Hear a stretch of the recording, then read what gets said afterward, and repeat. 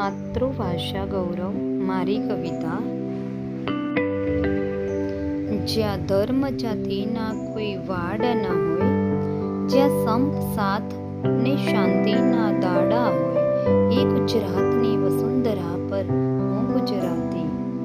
મારી માતૃભાષા છે ગુજરાતી. જ્યાં વિદાય ટાણે આવજો કહેનારા મનખા હોય, જ્યાં સદાય સ્નેહની તરતા ચહેરા હોય,